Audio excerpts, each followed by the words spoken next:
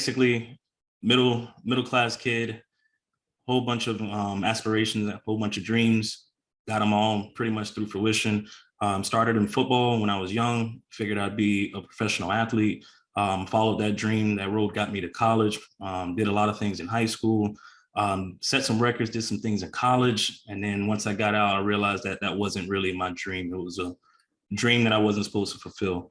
Now I'm living a better dream. Welcome to the Gentleman Success, Happiness, and Fulfillment Talk podcast, where we bring to you the most successful, happy, fulfilled gentlemen from around the world who have been able to conquer themselves, their life, their marriage, and their businesses. You will be learning from four-dimensional gentlemen who have cracked the code to the science of having it all.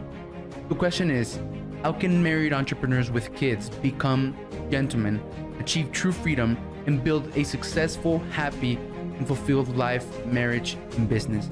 This show will give you the answer for that. My name is Alex Ramirez, and I'm your host, and you're welcome to the Gentleman Success, Happiness, Fulfillment Talk podcast. Hello, beautiful people. Welcome to another episode of the Gentleman Success, Happiness, and Fulfillment Talk podcast. As always, I have an incredible guest with me today that I'm very excited to get to talk to, learn from, and connect with. But before I introduce him to you, though, I just want to ask everyone for a favor. I want to ask you that if you get something out of this interview, if you get some type of value, some type of insight, a skill, some knowledge, some information, or the inspiration to go out and take action and keep on moving forward towards your goals, I want to ask you to please share this episode with 10 people. Share with friends, share with family, share it on Facebook, on Instagram, share the link on Messenger. Post a bit like a screenshot of it on your stories. Share with 10 people, since this is how we grow. This is how we share our message and motivate, inspire, and bless other men and women out there to change their lives and tap into their God-given unlimited potential. And today I have, can you help me with your first name, man? And your last name as well? Dilvory Edgecomb. All right. The Dilvory. Okay. I got you. You got me. There you go. Edgecomb. Here you go. He said it. And he's the #1 best-selling author, performance coach, entrepreneur, husband and father. As a former collegiate athlete, he knows what it takes to edge out the competition. With firsthand experience of failures to the rise and succession of his own business, he is constantly helping others break through boundaries. And he's also the founder of Legacy Builders Academy, which is an online community to help you achieve more in life. I'm excited to talk about that, man. Boundaries. I'm excited to talk about boundaries. I'm excited to talk about edging the competition. So, bro, you're welcome, man. Thank you very much to be here. And you are welcome. Yeah. First off, thanks for having me, man. I'm excited to be on this podcast. I'm excited to deliver immense value to your audience because boundaries is the big thing that we need to break. Yeah. So, man, just like a heads up, I don't want to like make myself look stupid trying to say your name because I can't. So I'm gonna call you bro. Is that cool? Or D. That's fine. I love it. D. Cool. I like it. So, man, the first thing that I do with my guest, D, is I tell them to walk us through their entrepreneurial journey in 75 seconds or less. 75 seconds or less. How to give you the good stuff. All right. Basically, middle class kid, whole bunch of aspirations, a whole bunch of dreams, got them all pretty much through fruition. Started in football when I was young, figured I'd be a professional athlete, followed that dream. That road got me to college, did a lot of things in high school, set some records, did some things in college. And then once I got out, I realized that that wasn't really my dream. It was a dream that I wasn't supposed to fulfill. Now I'm living a better dream where now I'm actually the one coaching those players in the NFL. And I have so much fun, so much passion with that. And from that, it helped me to help everybody else in the world go back to my roots where I came from, the middle class. Awesome. So that's really cool for you to say. So you said, like, the dreams and aspirations you had as a young boy, right? As a young guy came to fruition. So tell me more about that, man. I was always a curious kid, and I was always wondering, how do people do what they do? How do I do what I do? What makes me so different? I always felt like I was that square peg trying to get in a round hole. So basically understanding a lot of things in life, a lot of reading, a lot of being by myself, I was able to really make a lot of complex things real easy. So before I was able to actually get on the football field as a 9-year-old, I was begging my dad since I was like 5 or 6, like, Dad, I want to go play football. And he told me, when you get on the field, you'll be ready. And I never understood what that meant when I was little, but I used to beg. Kids are the best salesmen, right? So I'm begging. I go outside, Dad, watch me throw the ball. And when he got me to start understanding the game, which means I had to, stop. I had to Sundays, instead of watching the game, I'm breaking down and analyzing it like a coach, a coach would do with their team in film. And I'm, 6, 7, 8 years old doing this until finally I'm 9 years old. I was able to get on the court. Get on the field. And I just saw things completely different. The game had never been the same for me the first time I actually grabbed the ball and was able to do something. And then from then it was, hey, I'm going to high school. You're supposed to follow the rules, go to JV or go to JH, junior high, then go to JV, junior varsity, then go to varsity. 9th grader, I'm on varsity. Like, I never got to go to JH. I never got to go to JV because mentally I was always on varsity. And when I got to varsity, obviously fear and everything stuff, and all that stuff kicks in. But just doing it, I was able to be all county every year, and then honorable mention. I go from honorable mention to second team to first team. And then my senior year, I make it to all state. And, I'm third in the running for Mr. Florida, where I'm from. So that was at high school. So you take that, how can you duplicate that? How can you get better results when you go to college? Right? I asked myself that too. And then I go to college and I go from being a walk-on my freshman year and a nobody till my senior year leading the team, in having records that are still at the school today, and leading my team to 2 bowl games back to back. So it's, how do you duplicate this stuff and how do you continue to do it? One thing I realized behind all of that was just high performance, knowing how to do it and learning how to turn information to something special, to be able to make it actionable and practical. Cool, man. And that's what you are. That's what you do right now. Like you found like a formula. Like you found a way to duplicate those results in other people. Correct. Through all of the things that I've been through learning, through psychology and everything I took in college, I came up with my own performance system, and I call it the Athlete's Edge Performance System. Right. It's so much to learn about, the complexities of the mind and how people do what they do and why you do what you do and your habits and paradigms. It's so much, but like I said, my gift is to be able to take complex information or easy information and just make it easily and relatable to someone. And in their version for them at that time, for them to be able to do what they do. Cool, man. So, all right. So you 9th grade, right? 9th grade, you made it to varsity, right? And you said something really cool. Like you were always in varsity mentally. Correct. That's crazy, bro. Like I'm a legend. Like it just hasn't catch up to me. Like, I still got to go through the process and put in the work and stuff. But like I'm huge, but I'm still not, but it's just a matter of time. Like it's just the process. So you like mentally you were in varsity before you even, went to high school. I want to know about that, but like why? Like who instilled that in you? This was all my father. My father, my parents, they're very, I come from a disciplined family, put it that way. Cool. If you're going to do something, you're going to do it well. If you're going to do something, you're not going to quit at it.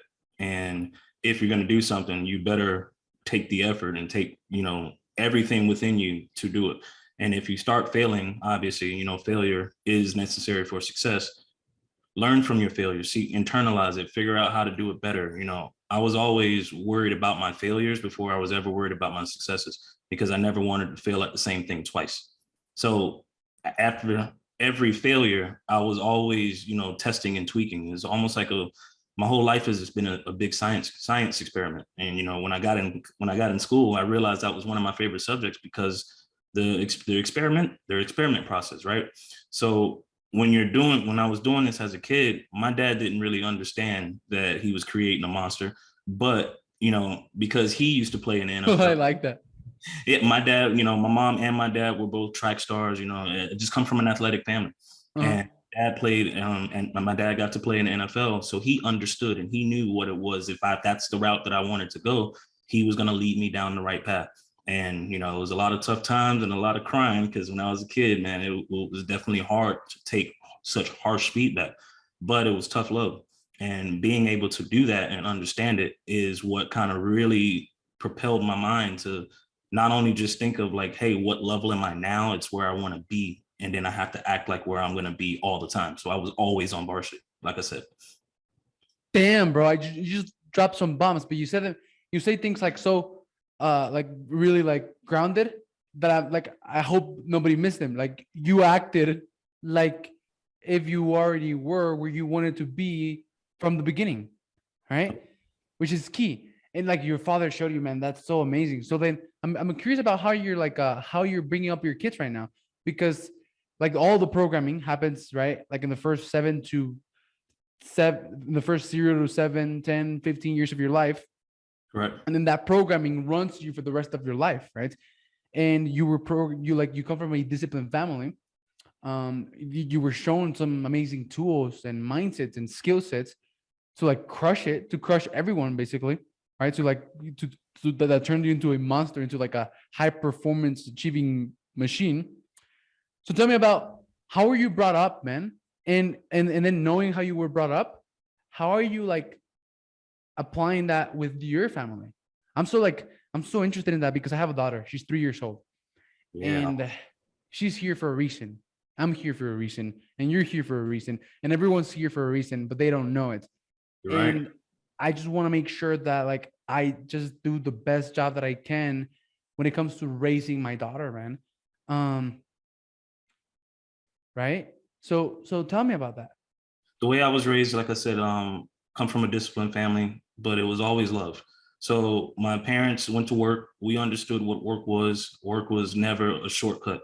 If you're gonna work smart, not work hard. Everybody is like work, work, work. I see my parents work a lot, but they will come home and they will explain like, hey, look, we're working overtime because we're gonna do this. Hey, do you guys want to go to, Disney World, or do you guys want to go to Universal? Okay, well, that means we have to do X amount of overtime so that you guys know. So we're like, okay, well, there's regular periods where my parents worked, and then there was other periods when they went insane, like we barely saw them. But we knew they were working for a purpose. So they instilled, like, every action has reactions. It was just a lot of things that was instilled into me. So when it became now my turn to be a parent, it's like, okay, how can I do that plus add my thing on it, right? How can I take what's been given to me, put my spin on it, and create a new cycle? Right. One of the things that I wanted to create a long time ago was a course called the Legacy Upcycle. Because when you look at it, everyone is always in a down cycle, right? You're always getting fed information down to you, but no one's ever given you new information up the chain. So it's the same thing. So everyone right now is probably, 2,000 years old. Doesn't matter what your age is right now, but you're told something from your great, great, great, great grandmother that came down the pipe, and then now it got to you. And then this is what keeps people stuck. Nobody understands that there's a lot of information in how to change and what to take in, right? So when I became a parent, it was, hey, what were my roots? What did I believe was the foundation from what I learned? I took that and I'm saying, hey, now that I know psychology and, I know sociology and I know all of this stuff I went to school for, how can I now instill this into my kids and then make it fun while I do it, right? So my oldest daughter, me and her have like a best friend relationship. Yes, that's my daughter. Her dad, she knows the boundaries. There is a boundary, but we talk about any and everything. How do you get that bond? It's knowing that you want that, right? Knowing what you want for your kid and what you want for your relationship. And I knew I wanted that for every kid that I have, that I'm pretty much like their best friend. So what happens? Act as if, right? I started doing that when she was younger. I started instilling discipline. There was times that she got her butt whooped, and then there was times that she got rewarded. So you understand what discipline and reward is. Hey, I'm also You're going to be punished if it's a bad discipline. And if it's a good discipline, you get rewarded. So how many times do you think you got the negative versus the positive? Because the positive is always being reinforced. It was always positive. So I never really had to whoop my child. So, I walk around with my kids now, even when they get older, I can do everything with my kids. They help me out. I'm teaching them how to be a provider, how to be successful in the world, how to help yourself and help others, not just be wasted space, right? So all of the principles and the things that I know and the things that I instill into, top tier athletes and, CEOs and professionals, my kids know it now. You ask them what their age, they don't talk or act their age, which is amazing. I didn't realize the effect of what it would do with my kids so young, but everyone can start with their kids young. And it doesn't matter what age they are. If you start doing things and indoctrinating them, things change. With love, you mentioned that, right? Everything was love. Everything is love. That's a huge part, I believe, like love, because if you love yourself, right, you'll take care of yourself. You'll take care of your body and your mind. You'll, want to inspect your emotions and not just shove them and sedate yourself. You'll Right. want to you want to become the highest performer that you can in order to achieve what you want, right? So that's if you love yourself, right? So if you love your kids, you would help them get clear on what they want. You would help them, give them the tools to go for it. You would yeah, it's love, man. So yeah. I also instill into them self-love first, though. Yes, when you're young, you're told, I love you, right? Oh, I love you. I love you. After a while, especially in the world that we're living in now, I believe the word I love you has now just become a formality or just conversation now. Nobody understands what real love is, right? Until you're pressed or until you have to show it. I teach my kids and I teach everyone around me who knows me. If you hear me express I love you, that means something, because to me, love is an action.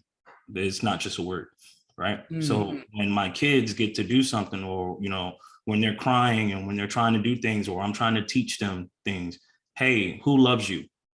They don't respond, daddy loves me. They say, I love me. And I'm like, okay, you're right. Daddy loves that you love yourself first. Now, if you love yourself, how are we going to do this? And it triggers something in their mind, and it's, why am I crying for? Okay, I got it. I can do it. Right. So you see how if you play on love, you can either be soft or you can either be hard. Right. But love is also tough. And people are now leaving out the toughness out of love. Cool. Love is also tough. I've never thought about that, man. So I'm always telling my daughter I love you. She's probably not sensible to that anymore. She probably, she's like, oh, he always tells me that. Daddy loves me. Yes. Yeah. Right. So how do I show her to love herself, man? Which is more important. It all starts with you, right? So I want to show her that it all starts with her. How do I show her that, man? It's within the actions. So anytime you're ever with her and she goes to do something, you just reinforce of why she's doing it, right? Part of the thing that we spoke about before we went live, and I'm pretty sure this happens to you in your regular life, you see things and you're just like, why am I doing this? Or, why did that person act like that? And, we talk about people who are stuck and people who are just confused. It's because they don't love themselves and they forgot how to love themselves, right? Bad relationships go bad. Oh, I lost myself in relationships. Well, you didn't lose yourself in a relationship. You lost yourself before the relationship. You lost yourself in general. So when you're with your daughter and you're just doing things, reinforce to her, hey, you did this right. You did this. So she gets a sense of self-worth that she's doing something right. And just the fact that you're with her, you're the one reinforcing that with her. That's the love. You don't, like I said, it's become a formality to say, I love you now. But then when people's like, well, I love you, but I don't feel it. You ever heard that one? Yeah. I don't feel loved. Well, how do you feel loved? Right? Because love is an action. And that just means there hasn't been no actions following up the love. Cool. I like it. Awesome. So then, man, you talk about, right, legacy builder. So what does legacy builder mean for you? Legacy builder means for me, to be able to create the vision and the life that you want, right? Your legacy is not what you're living now. It's you're living something for 2 to 3 generations past. So if you're, great grandkids or great grandkids have never heard of you, what did you do? Right? Nothing, right? Yeah. The biggest legacy in the world right now is Rockefeller, right? Everybody knows that. That guy died how many years ago? How many generations has he survived? That's A that's bunch. like that's what I want. I want to be able to have what I've done impact the planet, impact the world so much that it survives me, it surpasses me. And it Me too, also, man. yeah, part of my goal that I write down every day is I want to build a legacy of not just generational wealth for my family, but transformational knowledge. I want the things that I know, the things that I've done, the things that I do with my kids, with my friends, with my clients, with anyone I'm ever come in contact with. One is the accountability of understanding how to live a fulfilled life. And two, keeping your promise and holding themselves accountable to understand what that entails. Every day is hard. Every day is a struggle. But if you wake up every day and you say, hey, Lan, like, I can't wait to build my legacy today. Okay, well, is it a good day or a bad day? And if you're having a bad day, what are you imprinting with your legacy on a bad day? Are you going to quit or are you going to keep going? That's legacy for me. And I think about that every day, all day. It's top of mind. And even with my kids, like when I'm around them, how is my kids going to remember me when I'm gone? Which of these moments are they going to remember? And I just try to keep creating moments every time. Me too, man. Me too, bro. Like, man, like the legacy that I'm trying to build, this world movement helping men become modern gentlemen. That's all I think about, man. Like, it's crazy. I don't see, I can't see myself living any other way. Like, I can't see myself not living every single day, to the highest of my capability, just thinking about what I want to accomplish, thinking about what I want to leave behind, thinking about how can I be the best father, like, how can I be the best husband, just every single day, man. I don't know. I wouldn't be able to live any other day. And sadly, that is rare. Yeah, it's super rare, man. And that's awesome that you feel that way because, it's the best part about having a passion like that and being so obsessed with it is finding other people to get around like ourselves that are passionate with their legacies, with their mission. And that's why I created Legacy Builders Academy, because it's so hard and rare to find someone that is obsessed with a mission or a passion that's worthwhile. People are obsessed with going on Facebook every day, right? That's an obsession. But hey, like, is that a worthwhile thing? No. And then most of the time, if you go and talk and you tell this to, random people, they look at you like you're crazy. Man, Yeah. why you gotta be so obsessed with that stuff, man? Like, really? You really think you're gonna do that? That's not gonna happen. Like, all right, man, thank you, man. Appreciate it. Just keep watching. And Cool. that's it. Just keep watching. Like 3 years ago, I read this, like it was like a quote. It was like first they're gonna laugh, like in 1 year, like they'll laugh at you. I don't remember, but it was like in 2 years you'll see progress. In 3 years you'll start to like get some growth. But basically what it said is like, and then in 5 years they'll be coming to your events, right? Like, Yeah. and then they'll be like, I used to know that guy, right? Like he used to be my friend because you just outgrew them. And I'm about to throw my own event, like my own speaking event, man, like my own like 10x conference type of thing, and I want to go as big as I can. Like in the past 8 months, I've had like this podcast. I've had about 150 some interviews with men like you, right? And I have a bunch of people who have agreed to come speak at my event. So yeah, so like just keep watching, right? Like that's like the attitude that like I'm just like focused, just building what I'm trying to build, just like answering the calling that I have, like this pull that I feel, just going for it, right? And it's really cool. So look, I have my obituary. You know what an obituary is, right? Yes. Right? Like, and in there's like a sentence, like in a paragraph, it says, "Strong men create good times create weak men create bad times create strong men create good times," and then it just keeps on repeating, right? So part of building a legacy, like in there, I want to break that cycle and I'm living good times right now, but I want to be an even stronger more evolved, more like wiser, intelligent, better man who creates even better times in which beautiful kids are raised to be stronger than ever, more evolved than ever, more wiser than ever, more intelligent than ever, men and women who change the world. That's That's what I phenomenal. want to do, That's phenomenal. I right? like. And it sounds like we're aligned. And I'm glad that we started talking about kids. Um, and I don't know, man. Like I want to come up with like a manual. Like you said that you want to live transformational knowledge. Sounds to me like a manual that you just pass on how to like just do like really awesome stuff, right? I mean, in theory, that's what we're doing. No one just never documents it, right? The things that are passed along that creates wealth or creates a massive impact, most people are not taught, right? So that's why you have the classes. So the lower class is never going to think or talk the way we talk. Middle classes, they do it all the time. They just don't know how to get to the upper higher class. And the upper higher class understands everything, but they're the ones documenting and leaving it behind for their kids, right? So the more you have these type of conversations and the more you just understand and you gain the knowledge, you can be able to build your legacy like that.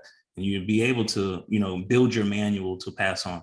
So everything that you're doing, man, if it's on video, it's already documented. You just got to keep it in a good spot so people can find it. It's on video. I journal every single day, right? Yeah. So like my thoughts, honestly, man, I think my journal is like scripture. I'm 100% with you. Because it's not me, man. Listen, like I do what I call a time capsule once a year, obviously, for the times when everyone's doing their New Year's resolutions. I go back and see what my resolution was the year prior. Like I love to see the growth. I love to see where I was, and I love to see that some of the things that I didn't check off. I'm like, oh man, do I need to go back and revision that and do it all over again, or let it be? Journaling I'm a big proponent of it. I'm a big advocate of it. And when you do, you get to see where you were in the exact time frame where you were in, to be able to say like, hey man, this is where I was, and this is who I am now. It's phenomenal. Yeah. And documenting, man, like documenting that, I think entrepreneurs, that's something they struggle with. And that's what I just document things for some reason. Like I have I don't know if you read the book Rocket Fuel, I think it's called. Yeah, Rocket Fuel, like the visionary and the integrator. Yes. Right. Well, I think my gift, and I just found that out. I just like accepted it. Maybe I was too afraid to like accept it and say it. Right. My gift is like thinking big, man. That's my gift. Just thinking and leading. That's a phenomenal gift, man. Those are my two gifts, man. That's it. Like I feel like a really sharp guy, but yeah, like if I could do two things, like I lead and I think. That's I solve problems and I come up with really good solutions, and that's it. But I also have like this integrated quality that I'm very organized. So like my notes, I have like a digital notes. I have like folders for everything on my Google Drive is extremely organized, and I'm really good at documenting things, right? And yeah, and that's something that entrepreneurs don't have. For some reason, entrepreneurs cannot sit down, right, and document something like a process and then delegate it out to someone else, right? And that's like in business, that's a really amazing skill or quality to have. But then in life, that's the difference between someone who will like create a legacy and someone else who will not. You're right. You are absolutely right. Yeah. Well, man, let's see. Now let me ask. So you have a book, right? Bridging the Gap, right? So what inspired that, and what is it about, and what inspired it? Sorry for the interruption. If you're an aspiring, established coach, course creator, author, and speaker, I want to extend an invitation to check out my free training on the podcast Cloak Track Framework by clicking on the link in the description of this podcast. On this training, you're going to learn how combining podcasting with a rare concept that very few people know about called the Cloak Track can help you build a multi-million-dollar network of successful people who can become your clients, put you in front of hundreds of your ideal clients with your message, coaching, courses, and books, help you become a best-selling author, get you booked to speak on stages. We're even making an extra $237,600 in the next 6 months. Click on the link of the description of this podcast to learn about the 4 simple steps to make this work. Step number 1 is alignment. Aligning who you're trying to be, what you're trying to do, your goals and purpose with building your podcast so that podcasting is a vehicle to help you achieve your goals. Step number 2 is leveraging the cloak track to find an unlimited supply of your ideal podcast guest. Step number 3 is leveraging the cloak track to close an interview with anyone, no matter how rich, famous, or out of your league they may seem. And step number 4 is the content machine, which is the key to tapping into other people's audiences. These are the 4 steps to making the podcast cloak track framework work, and I'm not going to hold anything back on this training. So click on the link in the description of this podcast, go and check it out. And once you've done that, if you feel like this would help, we also have a complimentary, free, absolutely free alignment call to get you started and show you exactly how to implement everything. Get access to the training right now, and I hope you enjoy the rest of this episode. Bye-bye. Well, actually, it was inspired by a deer. I've always been the guy behind the scenes. I never cared about, getting famous, being rich, or being out in the limelight. I had a friend at the time who he cared about all of that. What people don't know is that I do have access and have had access to a lot of entrepreneurs, a lot of, influencers, people you see on social media today. And this one friend saw that I was with a particular influencer, and he was asking to create a book. And that particular influencer, he's a four-time New York Times bestseller, and he wanted to get with his publisher. So I contacted them. I said, hey, look, can I get the number to your publisher? They're like, sure. Why? What's going on? They thought I wanted to write a book, so they gave me the information. So all I did was be a mediator, put 2 people together. The publisher gets on, and he didn't like the story of the friend, but he's like, hey man, I thought I was meeting you. Tell me about you. So I tell him about me, and he's like, oh man, can you put that in a book? And I'm like, yeah, I don't know. I don't really want to write a book. And he was like, man, I think that story would change a lot of lives. He's like, I challenge you. Can you write that book? I said, yeah, I'll have it done in 30 days. I mean, I said it, giving myself a target. Played around for a week, and then it took me 2.5 weeks to write it. Cool. Yeah. After I got the first phone call, hey man, how's the manuscript going? Want to send me something? I'm like, no. I'll get back to you next week. And then I had something for him. So basically the book is my attempt at that time to just organize life for people, just to understand hey, everyone has successes, right? Everyone can succeed, but a lot of people get stuck in the failures. And then when you're in your failure, you can't see the next success, right? You don't know what the next one is. So what do you do when you're in that gap? So basically bridging the gaps was giving people a thought process and a roadmap, and the clear roadmap I use, because right at that time I had just got out of jail for DUI a couple months prior, or maybe a couple months or maybe a year. And I was like, hey man, if I was to write a book, what would I write? Because look where I'm at now, and look what happened to me before. And all I did was think about what did I do that night in that jail cell. And all I did was write down in my mind. Obviously when you're in jail, you don't have paper and pencil, but I'm in my mind okay, where was I the year before? How did this happen? And all I did was recap everything, figure out exactly how I ended up in that cell that night. And then I'm like, okay, where am I going? Because I'm definitely not coming back here. And that's exactly, when I got out, it was just like a freaking mind dump. I just started writing on paper, and then I went back and found that paper for the book. Man, you can't have paper and pencil in jail? No. That's crazy, bro. So how did Hitler come up with all of his plans? Well, I was only in jail for one night, so I didn't have paper and pencil. Okay. Damn. I didn't know that. I didn't know you couldn't, I thought that, I've heard stories of people who go to jail and, after they come, they get out, they have this huge evil plan, right? So I thought that maybe they planned it out, right? So, yeah. But anyway, man, so you were in jail just one night? One night, yeah. Okay. All right. Let's see. Okay, so that's where the book came from. Bridging the gap. I like it. I like the metaphor, right? So you're failing, but then a success is possible. So how do you bridge the gap between those two and make it possible? It's just knowledge. When you're in any type of gap in life, you're just in a knowledge gap, and people don't understand how important knowledge is. You're missing something, you're not seeking something, or there's just something you're not doing, right? There's an action you're not taking not enough actions, or you just don't know what action to take.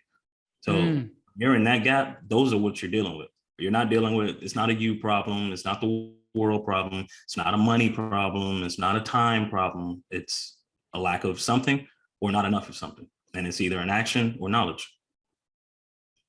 Cool. And that's why it's so important to like surround yourself with people who have gone through what you want to be, where you want to go through, so that they can like, so it's easier to like point out that those gaps, and it's easier to attack those gaps. Right. Right. It's Especially easier. if you want to cut the time down to get somewhere, yes, definitely get around people who have already been there, that they can probably foresee something that you're getting into or about to get into. That'll definitely help, steer you out of the weeds. But, you always get around a network of good people to just keep you in good spirits, right? Because that's what we spoke about before. If you're not in good spirits, you're not going to have good results or good outcome. So no matter what you're doing, surround yourself around good people. And then when it comes down to the specifics, the specificity of what you're doing, then that's when you need to go look for that specific person or that specific thing. So man, let's go back into your story, right? So you crushed it in high school, right? You entered high school like mentally already believing that you were in varsity.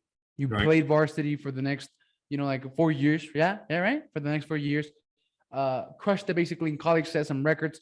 So then you got out of college, and what happened? The next phase out of college was going into the draft, right? I went to Florida Atlantic University, and at that time, I was maybe the third or the fourth draft class coming out, because they were a new startup school. Nah, okay, maybe the fifth, between the fifth or the seventh draft class coming out. So there still wasn't too many successful people that came out from that school. One thing that I want to let you know, that even with all the successes, that none of that eliminated fear. So I'm facing fear at every level and every year that I'm trying to attack and do different things. But at that level, the fear was just tremendous, right? There's the goal that I've been working towards to make it to the NFL. And then there's the unknown of like how I'm going to find an agent, like what am I going to do? How does this process work? And things like that. It went back into just getting into action. I knew to just work on me, work on my 40, work on my agility skills and everything else would work out. And it ended up working out. I ended up going through 2 agents, ended up working out at Perfect Competition, which at that time, which they're closed now, but at that time they were one of the biggest performance companies in South Florida for combine training and pro athletes and everything else. And honestly, what I'm doing now kind of really started when I was training for the combine. I was able to be around pro athletes. I watched these guys work out. At the same time, I'm doing my agility drills and my workout drills. And the guys in my draft class, I think maybe out of 15 or 20 of us that was there from my draft class, maybe 2 guys are still in the NFL right now.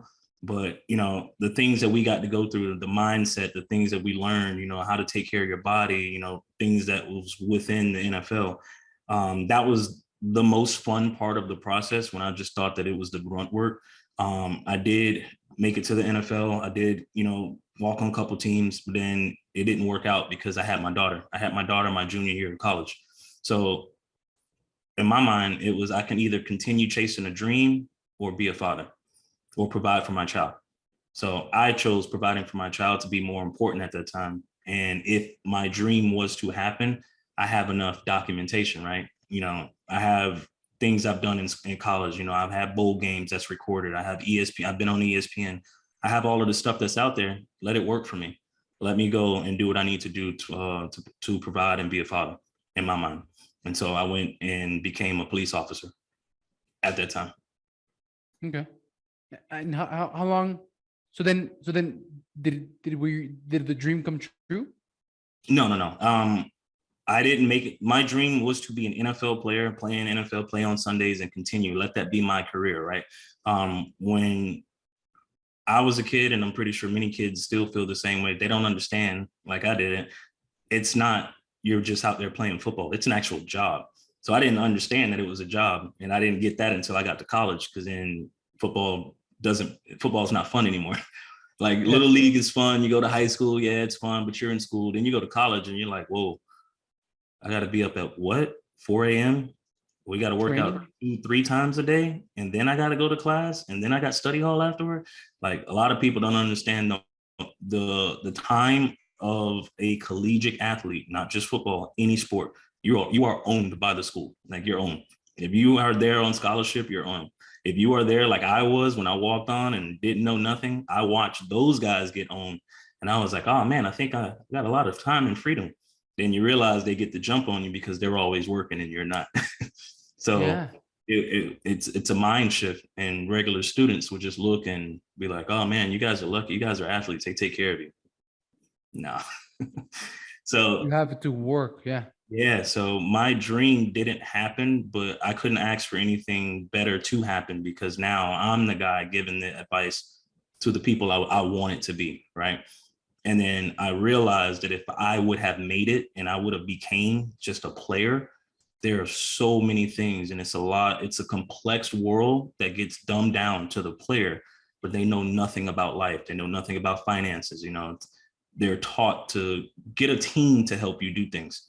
So they can't really enjoy or spend their money because, hey, like I want to go buy something, I got to ask my financial advisor.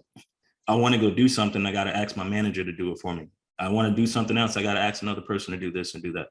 So it's the things that I know now that I'm like, man, I'm so glad I didn't make it, because I would have been with blinders on. I would have been just like these guys. So my real dream is what I'm living now. And the dream that I thought I wanted didn't happen. Boom. Yeah.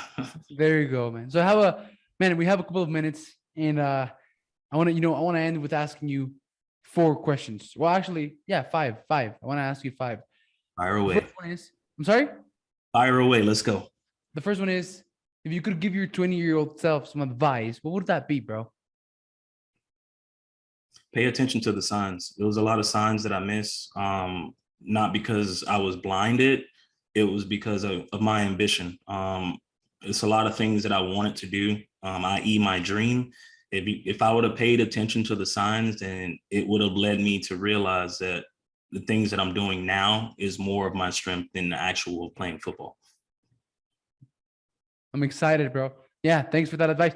And it's funny because whenever I'm looking for an answer, they come up. It's because you're looking.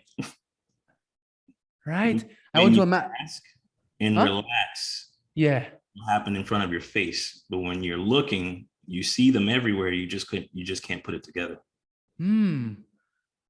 Last week I went to a mastermind, and it was hosted by this 43-year-old multimillionaire, 37-year-old multimillionaire, and his 42-year-old wife, right? 3 really high-level people.